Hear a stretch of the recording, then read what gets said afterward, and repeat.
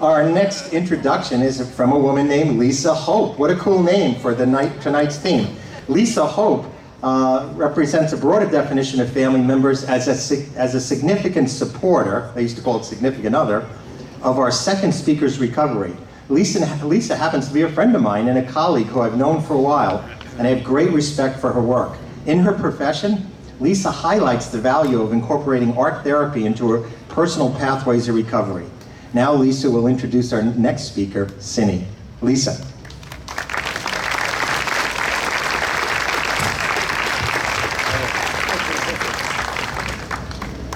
Hi. Hi. I usually don't need a mic, so.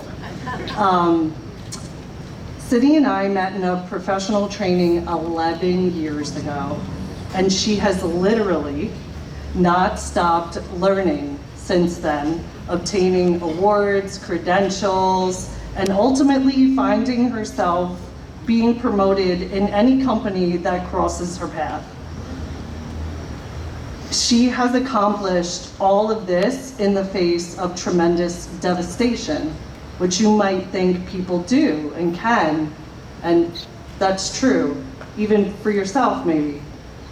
But Cini offers an unparalleled ability to maintain a compassionate presence without exception. Her whole being shows up in what she does and has never been depleted. In fact, it only grows, and it grows in others because of her.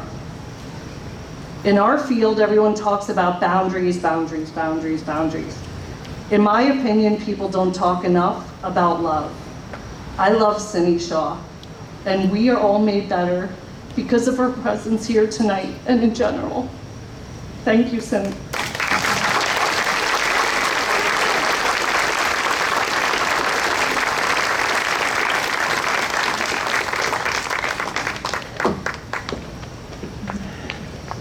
Wow. My name is Cini Shaw, and I am in recovery.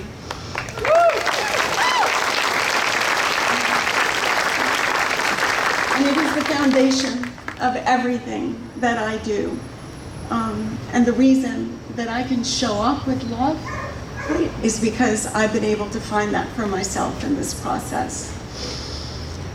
I was born and raised in Peter Cooper Village on the Lower East Side of Manhattan. Any New Yorkers here? Yes? My mother was orphaned at the age of 7, marrying my father in her early 20s. My parents divorced when I was 4 years old because of my father's drinking, erratic, and abusive behavior. He then abandoned our family. I was told many years after his death that he died of organ failure because of his drinking. My mother remarried another man with an alcohol use disorder. She divorced him. We never talked about why. He died years later after falling out of a moving car in a state of intoxication. And then, looking for love, as we all do, she went on to marry another man. Different face, same issues with alcohol. He died of complications from his drinking 2 years ago.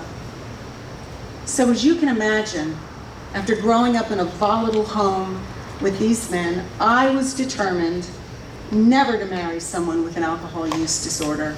It never occurred to me, ever, that I could develop one, but I did.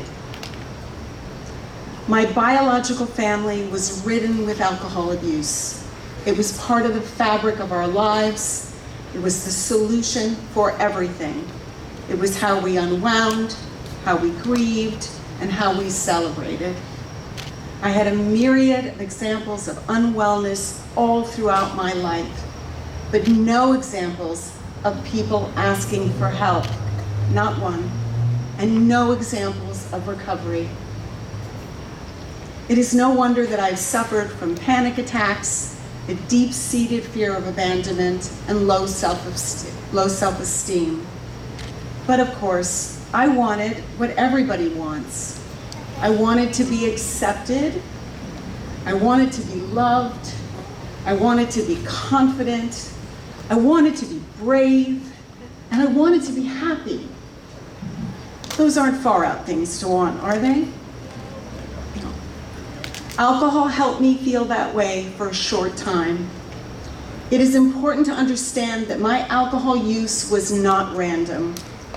It helped me sit with all my uncomfortability, my fear, and my deep sadness.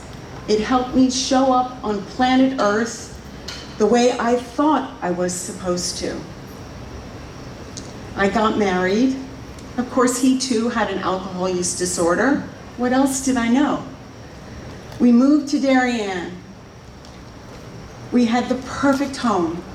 We had 5 amazing children. 2 of them are here with us tonight.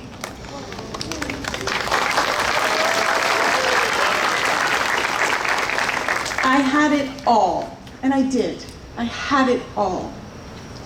On the outside, we looked like Barbie and Ken with 5 children and a Suburban. But on the inside, my inner turmoil continued to rage. I drank at it because it was the only thing I knew how to do, the only coping skill I had. I bought into the myth of the mommy wine culture. It is not only a myth, it is an outright lie.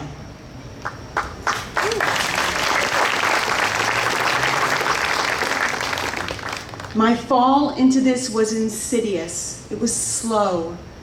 At first, it was a glass of wine in the evening, then 2, then 3, then a bottle, and then the double-sized bottles. You know those? Yeah. My life and my family were falling apart. And my solution was to drink more. But now I was going to do it differently. I switched to vodka. It worked faster and had no calories. Because of course I had to be thin to pull off this perfect image I was working for. I would drink alone till I passed out every night. And this is when the cheese really began to fall off the cracker. I was slowly killing myself. And like Aiden, I didn't want to die, but I didn't want to live the way I felt any longer. I checked myself into detox and started going to AA 3 times a day. My recovery journey began. My wonderful children, Dougie, Timmy, Taylor, Gregory, and Justin were there to support me all the way. But they were just children, teenagers, trying to find their way in the world. Their role was not to take care of me. I was supposed to be taking care of them. To my surprise and utter amazement, I discovered that I had the option to choose a recovery family. Here you are, yeah. How incredible is that?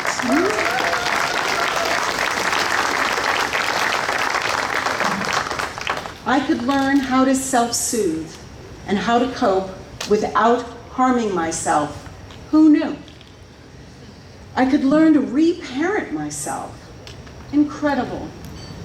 My recovery family is made up of women in AA. We have AA people out here, yes? Lisa Hope, who introduced me. She's been my mentor and supervisor since 2014, and she's the reason I can speak to you today about this and do the recovery work I do. I bet. My C-Car family, where are you? You're here? Yes. Yeah. My Liberation family. Yes. And of course, my incredible Lighthouse family. You have stood by me through some of the most difficult years of my life, and you have allowed me to bring my passion and purpose to this work. I love you, love you. Where's Trey Laird? Woo!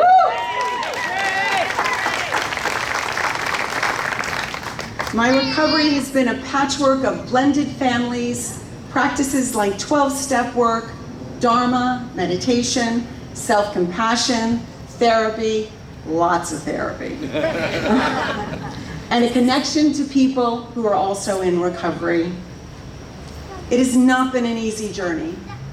In 2015, I found my beautiful son, Gregory, dead of an opiate overdose. He's honored here on our remembrance wall. This is how Paul Reinhardt and I became family. There you go. In 2020, Doug, my ex-husband and the father of my children, passed away. And almost 2 years ago, my beloved John lost his battle with cancer.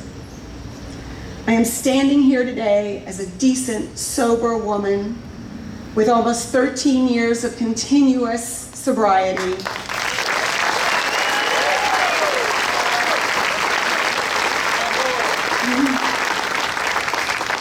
Because all of you have lifted me up with grace and kindness, just like a family should. You have taught me that I am stronger with you, that I can count on you, and today you can count on me. Like a healthy family, you have shown me that I have a light worth shining, and I have a safe place to exist. I am forever grateful. Bravo.